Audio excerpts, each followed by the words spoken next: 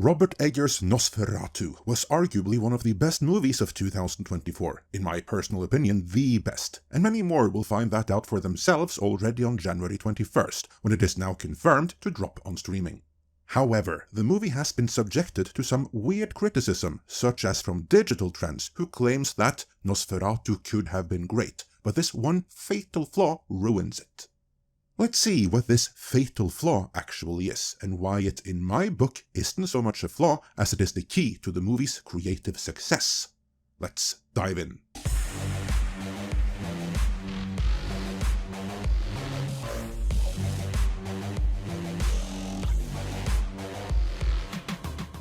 The reviewer from Digital Trends begins with establishing that overall, those who see the movie tend to love it. But amid all the praise for the film, there are a few people who didn't like it so much. The reviewer is one of those people.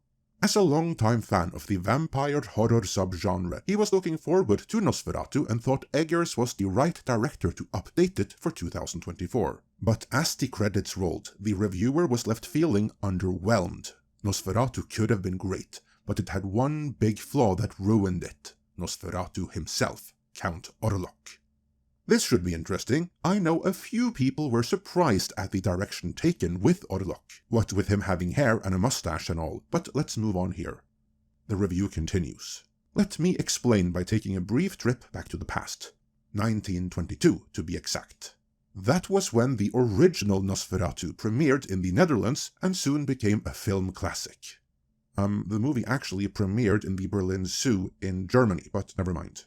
Subtitled A Symphony of Horror, F.W. Murnau's unauthorized take on Bram Stoker's novel Dracula introduced the world to Count Orlok, a rodent-like vampiric creature who brings chaos and death to a tiny German village. The film's signature image is of Orlok feeding off a young woman's neck and looking up, his gaze finally resting on the movie audience who is watching him. In his thirst for blood, he realizes he's been tricked by his victim. The sun is rising and he is about to die. It's a stunning visual and look that's inexorably tied to the movie, and helped make it one of the few silent movies to leave a lasting impression on a mass audience. Mostly true, little argue so far, so let's move on. Flash forward to 1979, and German auteur and occasional Star Wars actor Werner Herzog made Nosferatu the Vampire, a masterful remake that added color, sound, and a foreboding sense of dread that made it vastly different from Murnau's original. This time around, good doesn't triumph over evil in the end. Instead, it merely mutates into a different form without anyone realizing it.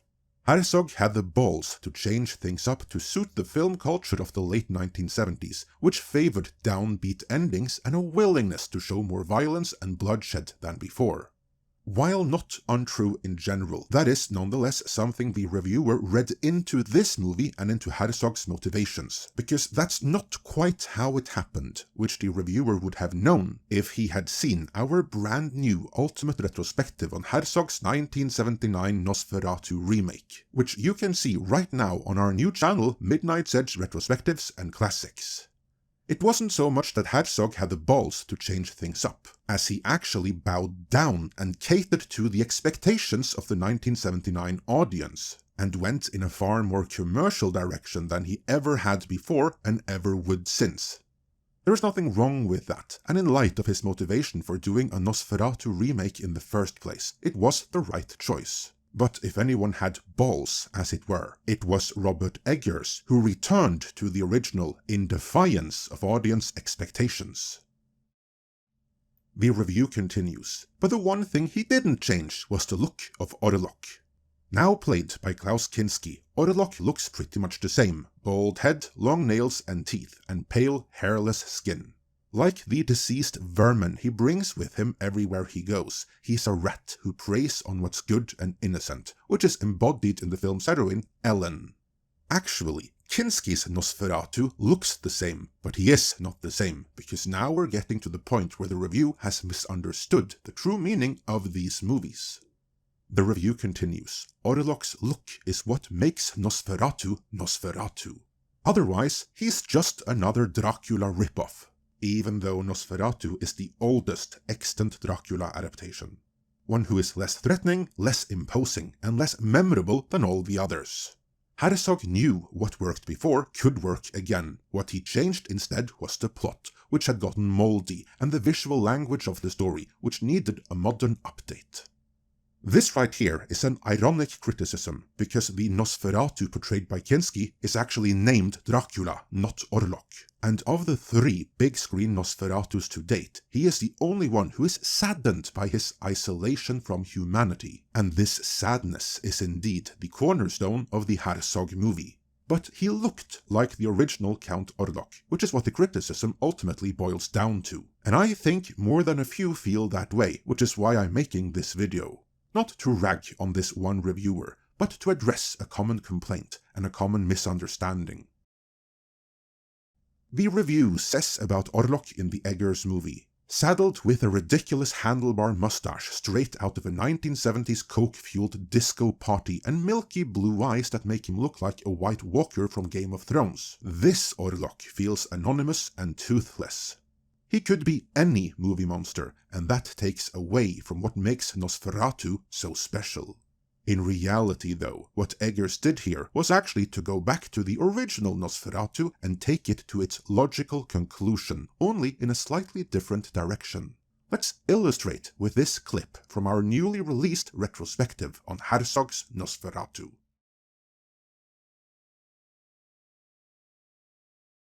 What surprises newcomers the most about Robert Eggers' Nosferatu remake is that it is about demonic possession more so than it is a classical vampire story, at least from the perspective of the audience.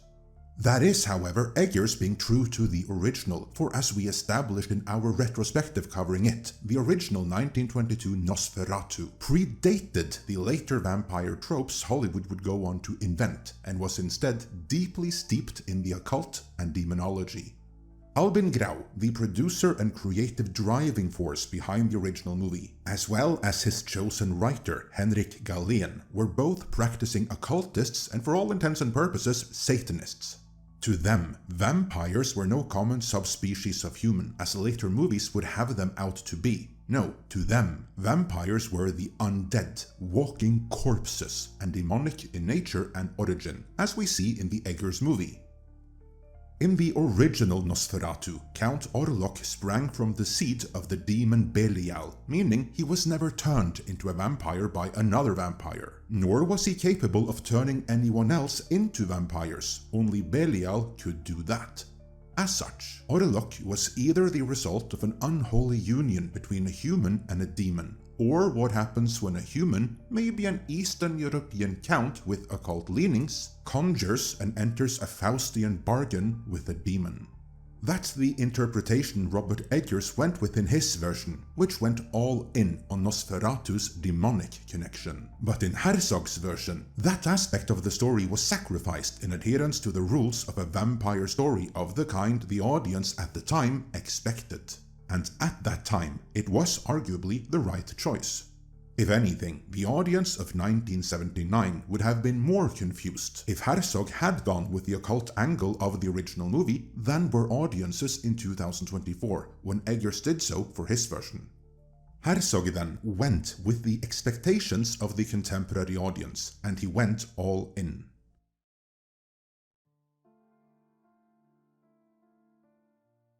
There is a common misconception that the names were changed in the original Nosferatu in order to dodge copyright, but in reality, it was done to create names and locations that would be more familiar to the German audience that the movie was made for. Also, keep in mind that in 1922, the name Dracula, let alone the names of any of the other characters from Bram Stoker's novel, were completely unknown to the public at large, so there was no intrinsic value in keeping the original names anyway. Remember, Dracula didn't go mainstream until the 1931 movie starring Bela Lugosi. Even so, the original Nosferatu never attempted to hide the fact that the story was inspired by Bram Stoker's Dracula, which was even acknowledged in the movie's credits. The entire legal dispute was only ever about money.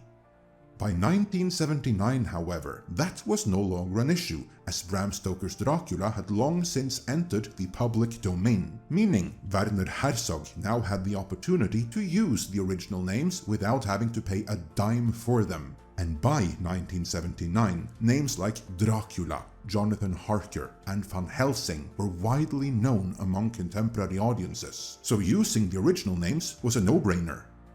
Thus, for Herzog's Nosferatu, Orlok and Thomas Hutter were out, Dracula and Jonathan Harker were in.